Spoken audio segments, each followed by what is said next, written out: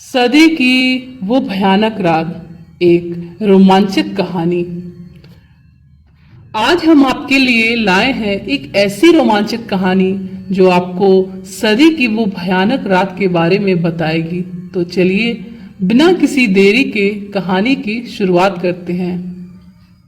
एक सुंदर से गांव में रहने वाली एक लड़की थी जिसका नाम राधिका था। वह अपने परिवार के साथ खुशी खुशी रहती थी। एक दिन गांव के बुजुर्गों ने सभी को एक भयानक रात के बारे में बताया। वह रात आने वाली थी जब गांव में अजीब अजीब चीजें होती थी। राधिका ने अपने परिवार के साथ इस रात की बात के बारे में चर्चा की। राधिका काफी डरी हुई थी। सभी गांव वालों ने उस रात के लिए तैयारी करने का फैसला किया।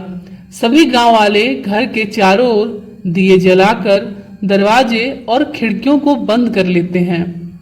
रात के समय वे सभी एक साथ मंदिर में जाकर भगवान की पूजा करते हैं, ताउम्र इस भयानक रात से बचने की प्रार्थना करते हैं। फिर एक दिन आखिर वह रात आ ही गई। गांव की सड़कों पर चुपचाप सुनसान सन्नाटा सा था। राधिका और उसके परिवार ने अपने घर को सुरक्षित बना लिया था।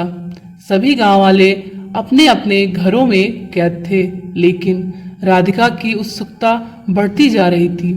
वह जानना चाहती थी कि इस रात में आखिर क्या होता है।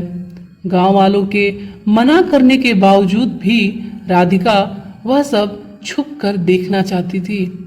राधिका ने धीरे धीरे अपने कमरे की खिड़की खोली और बाहर देखा। वहां का नजारा ही कुछ और था। राधिका ने वहां अजीब अजीब सी डरावनी छायाएं देखी जो गांव की सड़कों पर इधर उधर घूम रही होती हैं, और साथ साथ वहां से भयानक भयानक आवाजें निकलने लगती हैं।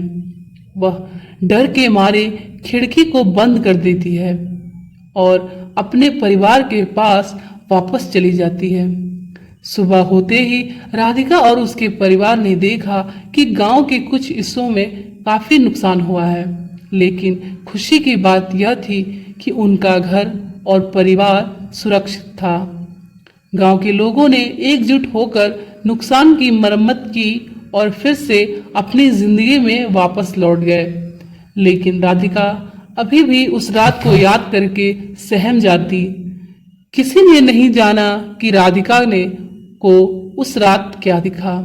गांव वालों के अनुसार उस रात अगर किसी इंसान को वो छायाएं देख लेती तो वो भी उन जैसा ही हो जाता।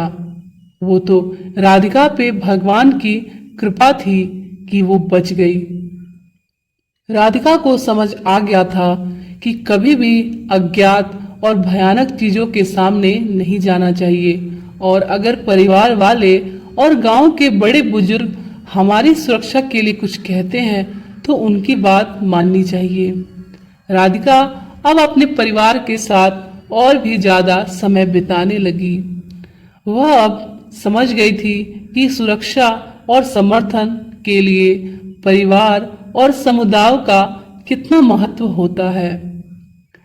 दोस्तों, इस कहानी से हमें यह सीख मिलती है कि हमें हमेशा अपने परिवार और समुदाय के साथ मिलकर काम करना चाहिए और अज्ञात और भयानक स्थितियों से दूर रहना चाहिए।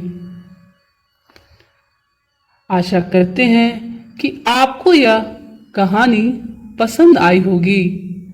अगर आपको हमारी यह कहानी पसंद आई है तो प्लीज हमारे चैनल को सब्सक्राइब करें और वीडियो को लाइक और शेयर करें। धन्यवाद। तो मिलते हैं आपसे अपनी अगली वीडियो में। आपका दिन शुभ हो।